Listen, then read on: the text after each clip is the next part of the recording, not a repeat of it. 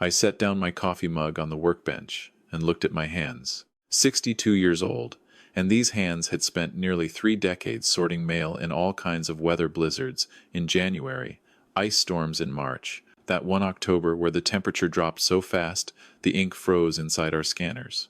People always underestimated what it took to do that job well. I never minded. I had learned a long time ago that the people who underestimate you are usually the ones who end up surprised. My name is Gerald Mackinnon. I retired 4 years ago from Canada Post, after 28 years of service. Before that, I spent 6 years working as a compliance investigator for the Canada Revenue Agency. Not many people knew about that part of my life. I never brought it up at dinner parties or neighborhood barbecues. It was just something I had done, like mowing the lawn or fixing the gutters. You do what needs doing, and then you move on. My daughter, Nora, was 26 when all of this happened.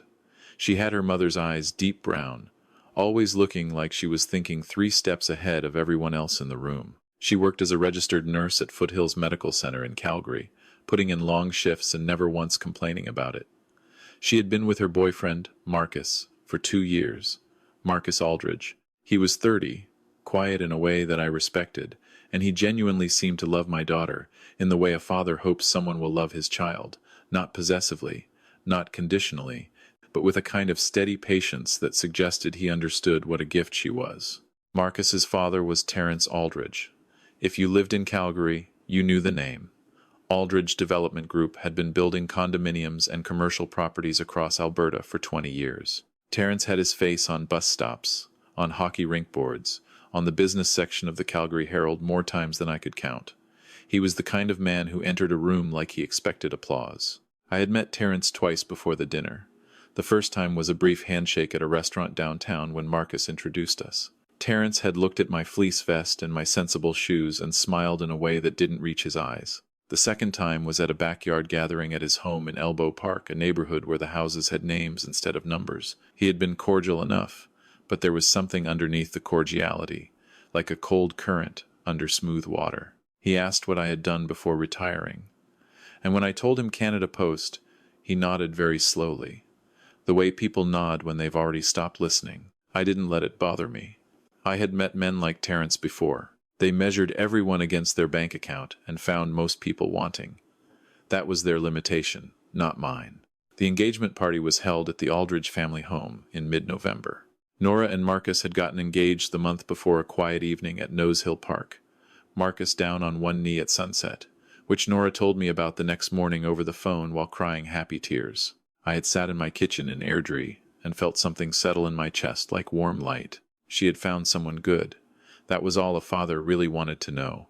Terence and his wife, Diane, offered to host the engagement celebration. There were about 50 guests, mostly Aldridge, family, friends, business associates, a few of Nora's nursing colleagues, and my sister Patricia and her husband, who drove in from Red Deer. I wore the good blazer I had bought for my retirement dinner. Nora told me I looked distinguished.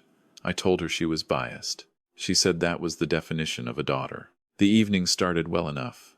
The house was decorated tastefully, catered food, open bar.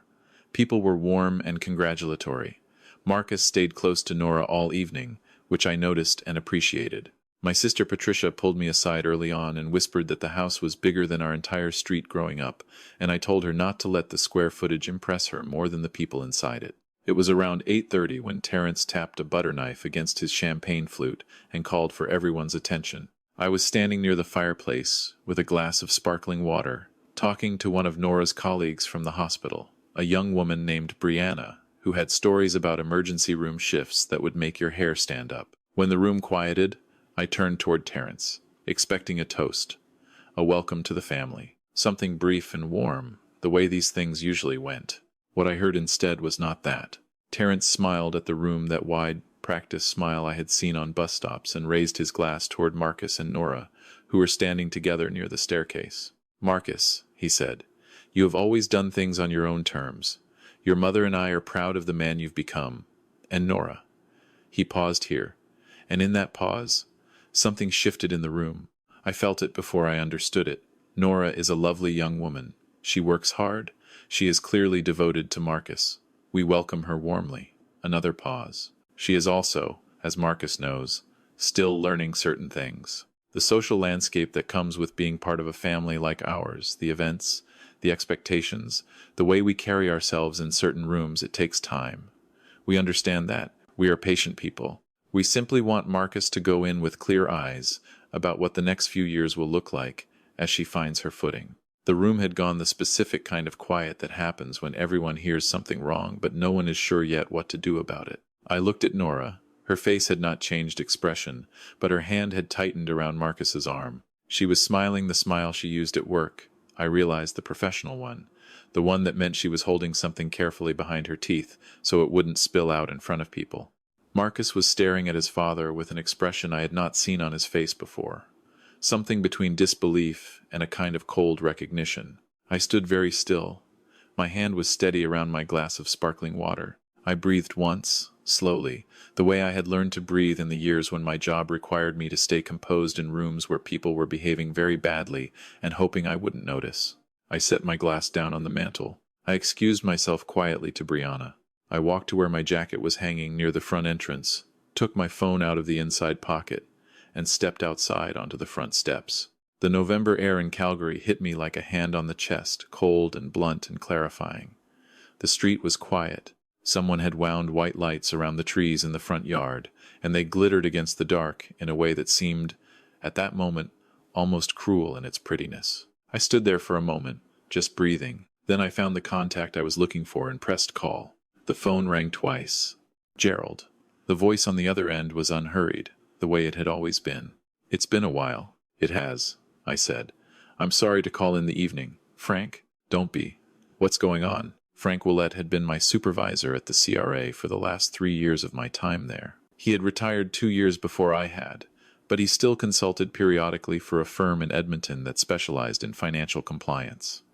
More importantly, Frank knew people. Not in any corrupt way. Frank was one of the most methodical, principled men I had ever worked with. He simply had 35 years of professional relationships in federal finance and regulation, and those relationships had a long reach. "I need to ask you something," I said.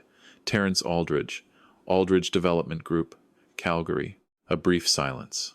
"I know the name. Has anyone ever looked closely at them?" Another silence. Longer this time. "Why are you asking, Gerald?" I told him what had just happened. I told him calmly and in sequence, the way I had been trained to document things, who said what, when, in front of how many people, and in what precise words. Frank listened without interrupting. When I finished, he was quiet for a moment. "Send me what you remember in writing tonight," he said. "And Gerald, this isn't about tonight, is it?" It was not a question. "No," I said. "It isn't, because the truth was, I had been sitting with something for about 3 weeks. It had started with a comment Marcus had made offhandedly over coffee at my kitchen table in early October, just after the engagement. He had mentioned, almost in passing, that his father had been moving funds around between the development company and a holding company he'd set up in his wife's name. Marcus hadn't thought much of it. He wasn't involved in the business side of things. But I had thought about it. I had thought about it the way I used to think about things at the CRA, quietly and methodically, turning it over and over until the shape of it became clear. I had done some reading on my own.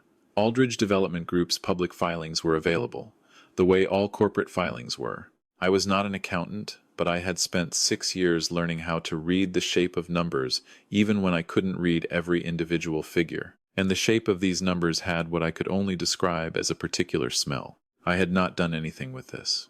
It wasn't my business, I had told myself. It was my daughter's future father-in-law. I had no interest in blowing up my daughter's relationship over a hunch, but standing on those front steps in the cold, listening to the city breathe around me, I understood that I was no longer the one who had chosen to make this a conflict. Terrence Aldridge had made it one, in front of 50 people, using my daughter as the subject of a lesson in social hierarchy. I went back inside. I found Nora in the kitchen, standing apart from the main gathering with a glass of wine she hadn't been drinking. Patricia was with her, one hand on her arm. When Nora saw me, something in her face shifted, not relief. Exactly. But the particular loosening that happens when you no longer have to hold something entirely alone. "Dad," she said. "I know," I said. "I don't want to make a scene." "You won't," I said. "You didn't do anything. You have nothing to manage here." "He basically told the whole room that I'm a project," she said, quietly, and I could hear the steadiness she was working to maintain underneath the words. I heard what he said. I told her, "I want you to go back out there and enjoy your engagement party. Stand next to Marcus. Smile at the people who came here for you and Marcus. Don't let him take this evening from you." She looked at me for a moment. "What are you going to do?" "Nothing tonight," I said. "Tonight belongs to you and Marcus." She nodded slowly. Then she put her arms around me, briefly, and I held on for a moment before she straightened up and walked back toward the main room. I stayed until the end of the evening. I shook hands and made small talk and congratulated the couple with everyone else. Terence caught my eye once across the room, and I held his gaze calmly for a moment before looking away. I did not give him anger, because anger would have meant he was worth it. I gave him nothing, which was more accurate. Marcus walked me to my car when I was leaving. It was close to 11.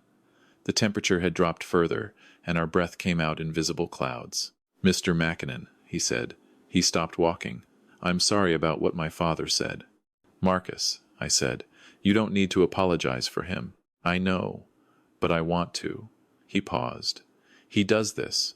He decides what people are worth, and then he makes sure they know where they stand." I don't know. I thought maybe he'd hold it back tonight. "How long has he been like this?" I asked. Marcus looked up at the sky for a moment. "Always," he said. "It was just me and my sister for a long time, so we didn't notice it the way you notice it from the outside. It was just the way things were." He looked back at me. "Nora isn't a project. She's the best person I know." "I know that," I said. "She's always known that. The question is whether the people around her are able to see it." I drove home to Airdrie on the highway with the radio off. The city lights fell behind me, and the flat dark opened up on both sides. I thought about Terence Aldridge, and his champagne flute, and his patient, condescending smile. I thought about my daughter's hand tightening around Marcus's arm. I thought about a holding company registered in a wife's name, and the particular smell of numbers that don't quite sit right. I thought about what Frank Willett had said before I hung up, which was, "Gerald, you spent 6 years learning to see things that other people couldn't see. You didn't stop knowing how to do that just because you retired." Over the following 2 weeks, I wrote up everything I remembered from the conversation with Marcus. In October, the details he had mentioned about the fund transfers, the names he had used without realizing their significance. I was careful to document only what I had directly heard or observed. I added what I had found in the public filings, with notes on the specific figures that had given me pause. I sent it to Frank, and Frank reviewed it, and Frank made several phone calls of his own. I also, quietly, spoke to a contact of mine, a woman named Deborah, who had worked in the same CRA regional office as me, and now worked for a law firm in Calgary that handled whistleblower cases. I was not the whistleblower in any official sense. I was simply a retired man who had come to know certain things through legitimate means, and wanted to make sure those things arrived in the right hands. Deborah told me, after reviewing what I had put together, that what I had assembled was not conclusive, but that it was the kind of preliminary pattern that tended to interest certain investigators very much. 6 weeks after the engagement party, I received a call from Nora. Her voice was strange, not upset, but the way a voice sounds when a person has just watched something significant happen and hasn't yet decided what to feel about it. "Dad," she said, "did you know that the CRA has been looking into dads into Marcus's father's company?" I waited a moment before responding. I had heard something about that. A long pause. "How much did you know?" "I'll tell you whatever you want to know," I said. "But first, are you and Marcus okay?" Another pause. Yes. Marcus found out about it before I did. He called me this morning. He's not Dad. He's not angry at you. He actually called it, he said." She stopped. "He said he finally recognized the father he'd always wished he had." I sat with that for a moment. "He's a good man," I said. "He is," she said. "He's also the one who gave the CRA the access they needed to the internal records. Once he understood what was there, he couldn't not." Her voice wavered slightly. "His father is saying Marcus betrayed him. Marcus says he learned what it actually means to do the right thing." I didn't speak for a moment. "Dad," Nora said, "why didn't you just say something at the party? Confront him?" "Because a confrontation at a party would have embarrassed you," I said, "and it would have given him the chance to perform innocence in front of witnesses. People who behave like Terence Aldridge behaved that evening, rely on other people losing their composure. It makes the confrontation about manners instead of about truth." She was quiet for a moment. "You just waited." "I did what I knew how to do," I said. I documented. I passed it to the right people. And I let the facts speak instead of my temper. The investigation into Aldridge Development Group became a matter of public record, approximately 4 months after the engagement party. The Herald ran a piece about it, not front page, but substantial. The allegation, as it was reported, involved a pattern of revenue misattribution between the development company and the holding company, resulting in a significant and deliberate underreporting of taxable income over a period of several years. The amounts being examined were not trivial. Terence Aldridge retained legal counsel immediately. The Aldridge Development Group's ongoing projects were placed under administrative review. Several business partners quietly withdrew from pending agreements. The face that had smiled from bus stops around Calgary began to disappear from public spaces, the way faces do when the association becomes inconvenient. I did not celebrate any of this. I want to be clear about that. A man's professional collapse, whatever he had done, was not something I took pleasure in. What I felt was closer to the feeling I'd had at the end of a particularly thorough audit. In the years when I was still doing that work, the quiet, settled knowledge that something which had been wrong had been made right, and that the process had been conducted cleanly and with integrity. Nora and Marcus postponed the wedding by 6 months to give themselves space to breathe. Marcus had some difficult months. There is no easy way to watch your father face the consequences of choices that affect the whole family. But Marcus faced those months the way I had come to expect he would face difficult things, steadily, honestly, without pretending they weren't hard. He came to see me in Airdrie on a Saturday in late February. Snow on the ground, weak winter sun coming through the kitchen window. I made coffee and we sat at the table for 2 hours.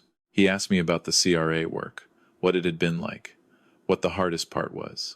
I told him the hardest part was learning to trust the process over the impulse. The impulse is to react. The process is to observe, document, and let the structure do what it was built to do. He nodded slowly. My father thought his money made him untouchable, he said. A lot of people make that mistake, I said. The structure doesn't care about your money. It cares about whether you followed the rules. He wrapped both hands around his coffee mug and looked out the window at the snow. I used to think his confidence was, I admired it, when I was young.